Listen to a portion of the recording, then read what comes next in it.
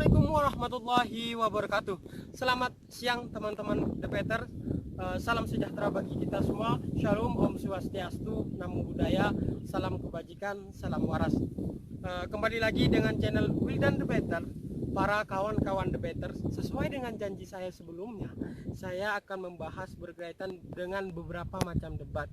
Namun pada kali ini saya akan membahas satu titik fokus pembahasan debat, yakni tentang debat konstitusi atau sering disebut dengan debat hukum. Jadi pada debat konstitusi ini mempunyai mekanisme serta sistem yang berbeda. Nah, titik fokus daripada perdebatan kali ini bagaimana membahas berkaitan dengan hukum dan juga membahas berkaitan dengan solusi terhadap problematika hukum yang terjadi. Baiklah pada teman-teman, debat konstitusi ini biasanya terdiri dari 3 orang secara jumlah dalam satu tim, yakni terdiri dari 3 orang, yakni terdapat pembicara pertama, pembicara kedua, dan juga pembicara ketiga.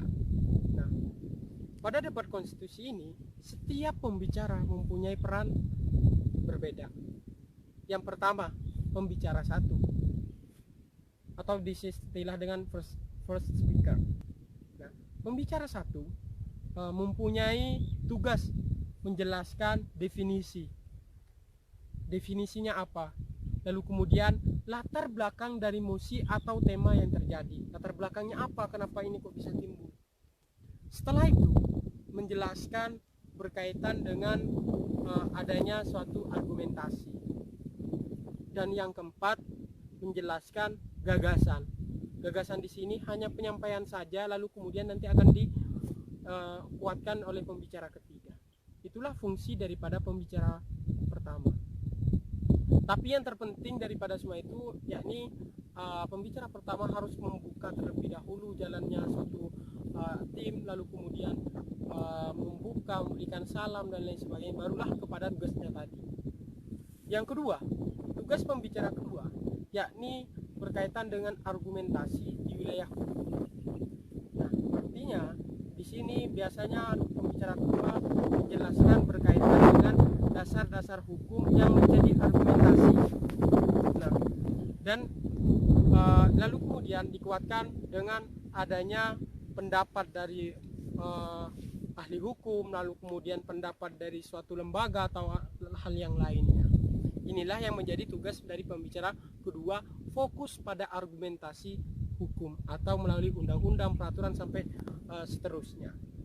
Dan pembicara ketiga mempunyai peran dan fungsi sebagai menyampaikan fakta di lapangan, yakni menyampaikan datanya seperti apa, kejadiannya seperti apa, lalu kemudian dia yang kedua mempunyai tugas menyampaikan gagasan,